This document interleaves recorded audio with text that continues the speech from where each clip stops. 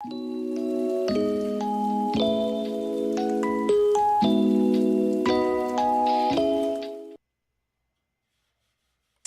back to Cossy Arsenal Podcast. My name is Cossy. Welcome back to a brand new video. Arsenal beaten Bournemouth 4-0.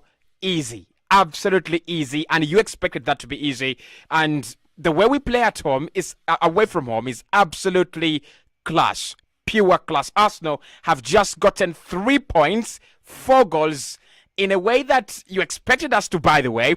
And under very difficult circumstances, under very difficult conditions, a couple of injuries, a couple of players that were not really fit. I don't think Saka was fit. I don't think William Saliba was fit in that game. But amidst all that, with all the circus and crisis of injuries, we have managed to get 3 points at the Vitality Stadium with 4 goals. That means our goal difference is better. But then also that means that we have picked up 3 points in a day when Manchester City didn't win. Important. Huge. Important, right? Because Man City going to away at the Molineux, losing 2-1, it meant that Arsenal had to capitalize. It meant that we had to close the gap. It was 4 points, and next weekend we play them with an opportunity to go on top of the table. It might not mean much right now. It might not mean much within 7 games or 6 games, at the beginning of the campaign. But it really absolutely means much to Arsenal, especially now that we're not playing well, especially now that we have a lot of injuries, especially now that Man City have started off cruising. We are just 1 point in behind. Talk to me in the comment box below. Who was your man of the match? Odegaard has been voted for man of the match by the Premier League. We might not disagree. Beautiful performance, a penalty scored, a penalty one for Kai Havertz. We'll be talking about Kai Havertz. He has got his first Arsenal goal. Important in terms of his confidence. Very, very important in terms of him feeling at home and feeling wanted and feeling part of the family. So let me know who was your man of the match. I would go with Saka. I would go with Odegaard. I would go with Alexander Zinchenko. And I'd go with Benjamin White as well. I thought those players were absolutely outstanding in this game. And I've been looking at a couple of ratings on a few websites, SofaScore and FlashScore as well, and it shows that there are not so many Arsenal players that were actually behind average, or there are not many Arsenal players that were actually not up to the task today. We all played well. The whole team was available, and we absolutely turned up. So let me know who was your man of the match in this game. Who impressed you? Whose performance were you not actually impressed with? And how much do you think these 3 points mean at a time when Man United and Manchester City have dropped points as well? Right, so let's get into the first half. I thought, look, it was always going to be difficult because Bournemouth have changed the way they play, and Bournemouth have changed the way they approach games. You've got to give a lot of credit to Andoni Iraola, the new manager. They love to be on the ball. They have 48% ball position in a game where they've lost 4-0. So it shows you that they are much better side. They love to play. They love to get comfortable, and they really did get comfortable. The only thing they've not done, and the only thing they have not done whole season, why they've not won a game, is they didn't create chances. They didn't create good chances, and they didn't put Arsenal under a lot of pressure in terms of quality chances. So what we have seen today, again, it comes from the brilliance of Mikel Arteta. It comes from the brilliance of Arsenal. We opened up ourselves to attack. We opened up ourselves to go and score goals, because that is the only way you win games. That's the only way you can actually beat the opponent. You've got to score goals. You've got to create chances. And I thought, although I didn't see big chances, I didn't see these glamorous chances, the 2 penalties are absolutely very, very critical runs. Edin Nketiah's run is very good. It's a very good one. I mean, it's a little bit silly from the defender. I don't think if you're Max Aarons in that scenario, I don't think you should be looking to put Edin Nketiah down, right? But I think he's trying to clear the ball away. Gets Edin Nketiah, it's a clear penalty. The second one is the brilliance of Martin Odegaard. What he actually does, he pulls the ball away, and when the defender comes in, he strips him off his feet. Clear penalty as well. So you look at the first goal, that was Saka heading on the back post. That was again not one of the best chances, but a decent chance that we have capitalized on. And then Ben White sealing the deal. So a good performance, and I think Mikel Arteta will be very, very happy with this one. it was under pressure, right? It was under pressure. We needed to bounce back. We went and drew a game at the Emirates Stadium against Tottenham Hotspur that we should have won. So that puts some kind of pressure on this game. That puts some kind of demand, and the expectations in this game were a little bit high. But if you've watched my my starting 11 video, I actually said this was gonna be a very easy game. We're playing a side that have not won a single game in the Premier League. So I thought Arsenal would find it easy, and I said it was gonna be Arsenal 4, Bournemouth 0. Again, I called it, right? I absolutely called it. And we've just treated this game the right way. We've just treated this game the way we have to treat it. Come to the Vitaly Stadium. Everyone has got a result. Everyone has won that was won against Bournemouth when they wanted to win. Come and pick up 3 points, go 3 points collecting, and move on. And that's what we've done. And I love it about Arsenal. I love it about this team. We have the ability to go, we want to win, and we actually win. And with all the context, with all the factors, constant, we are not playing well. I don't think this is the best Arsenal has to offer. I don't think this is the best Arsenal is going to offer this campaign. We will reach a time when we are playing much better. We will reach a time when we are the talk of the town. Right now, yes, we are winning games. We are picking up some points, but no one speaks about Arsenal being coordinated, Arsenal being good. No one talks about us in that way. It means we are picking up points without triggering the real button, without going into the real Arsenal, the Arsenal mode. So for me, the first half, pretty much good stuff, really good stuff. Arsenal, closing them, the way we closed them down, the way we tried to create chances, it was kind of intermediate. We didn't commit too much, and we didn't give away a lot in defensively. I thought Declan Rice was pretty much average today, like not the Declan Rice you think he is. One of the lowest rankings, by the way, in this game. The same with William Saliba, but we were compact. We played as a team. We didn't give them chances to exploit us defensively, and we didn't allow them just sit back and rest. So we made them work when it came to not conceding, which eventually they conceded, and we gave them some work. We told them, if you're going to score, then you've got to be better. You've got to beat our press. You've got to beat our defense, and they have absolutely, failed to do that. The second half is where I think we stepped up a little bit. We stepped up a level, and it's going to be, it's going to be some kind of performance that Mikel Arteta will look at and go, this is how we have to play every single game. In the first half, Arsenal got a goal up, and you feel, we're comfortable. They were not really trying to get an equalizer. They're not really trying to come back in the game. But in the second half, whether they were trying to come back or not, we just stepped up a level. We just added another gear.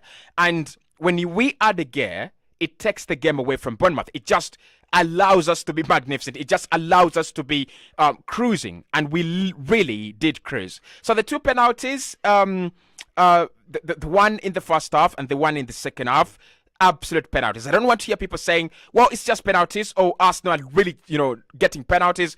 It comes from the brilliance. It comes from the brilliance of our players to utilize those chances. It comes from us to, our players, spotting spaces and running into them. And I think that this season, we are actually doing it very well. Edin Ketia alone has won 2 penalties already this campaign. The team has been given 5 penalties, and we have converted all of them. Can you believe it?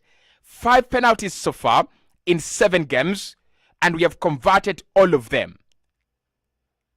I mean, we have clearly worked on our penalties. We have clearly worked on who takes the penalties, when, and how. Because for me, Odegaard, the way he takes penalties is almost very similar to the way we have seen Kai. It's almost very similar to the way we have seen Bukayo Saka this campaign. So I'm glad that we have solved that.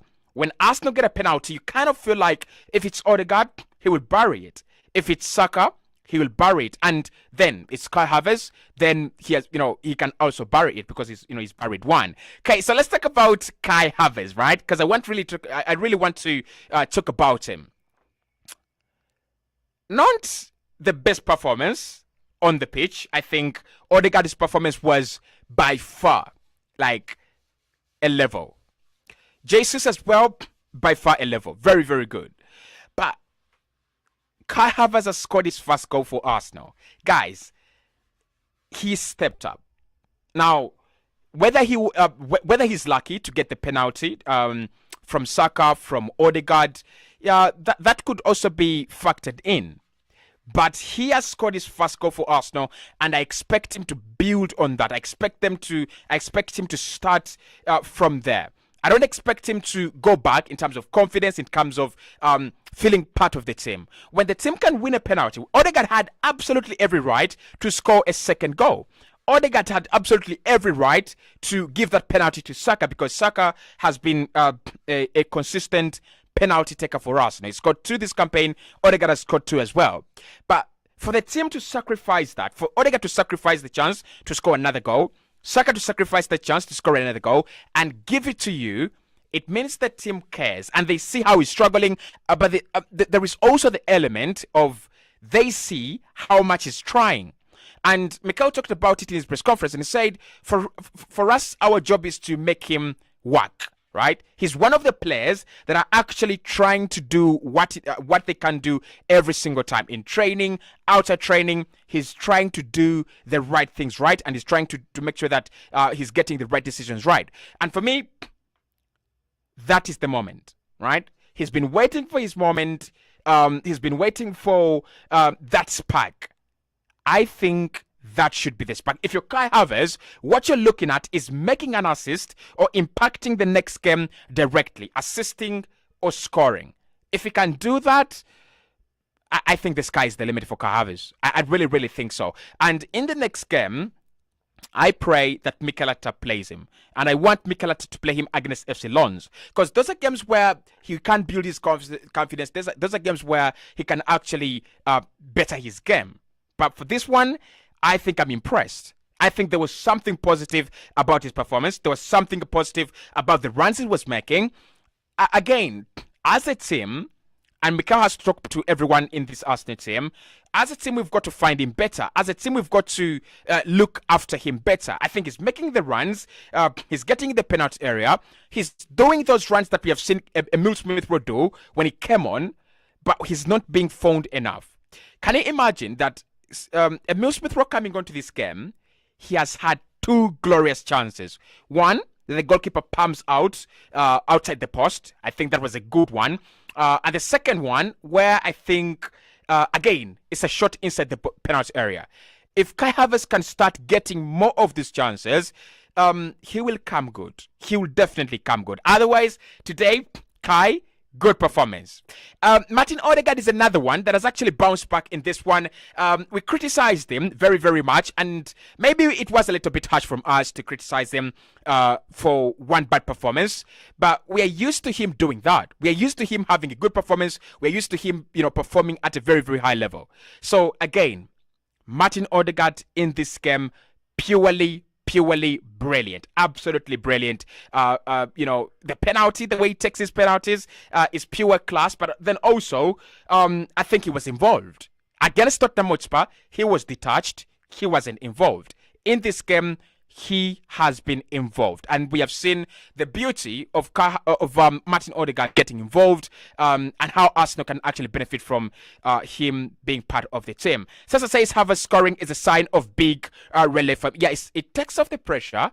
I think it's the rival fans, it's the fans themselves, it's the Arsenal fans themselves as well. When your own fans inside the house, are not contented with your performances, it's hard. It kind of becomes hard, but he's actually, he's under a lot of pressure. He's under a lot of pressure, and he needed to score that penalty. If he had missed it, it would have been problems. It would have been absolutely huge problems. Derek says, hello, Cossy.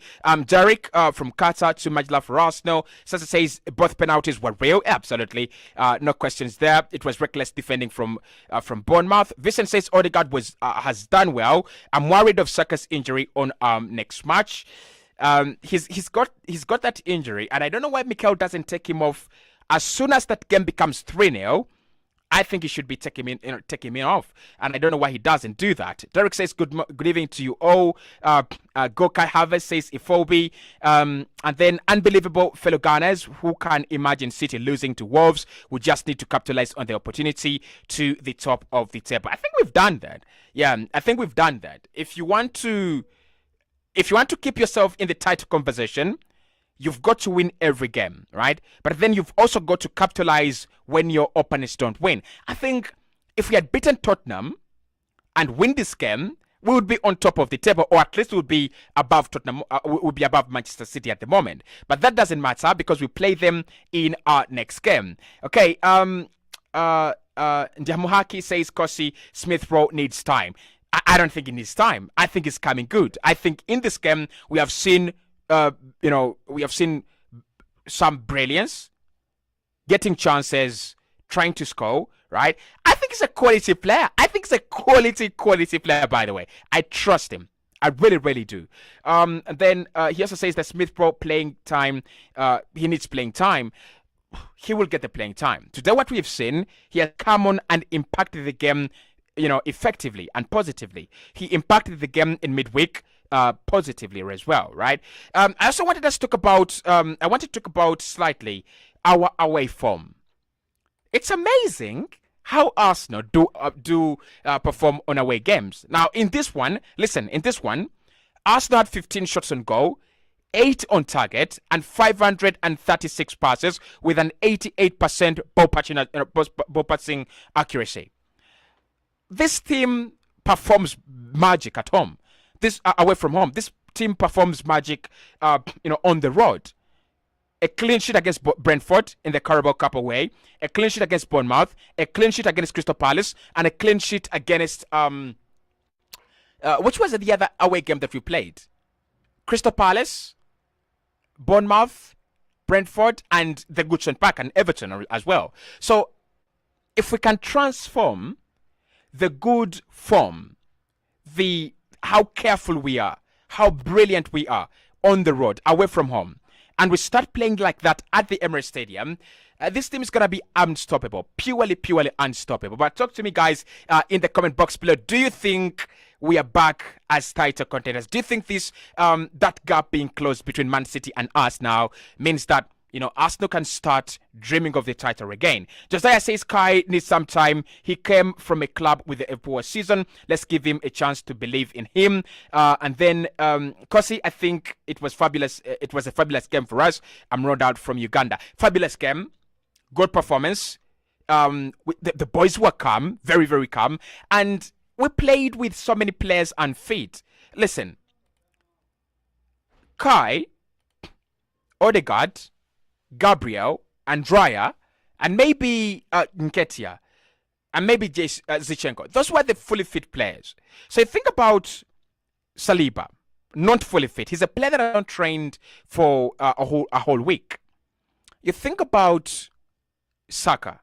He walks off with an injury. You think about Jesus. He has walked off with an injury. You think about Trossard. He's not even involved in this one. You think about Fabio Vieira, not trained for a week. So we have just played a team, a whole 11, that simply didn't train throughout the week. They had maybe 1 or 2 training sessions, and they came and gave us such a very good performance. So listen, guys, I'm going to go to watch that Liverpool game. We'll talk later in the Total Access show, but I really feel that was important and that was very, very good. Hit the like button, subscribe to the podcast. I'll speak to you right in the next one.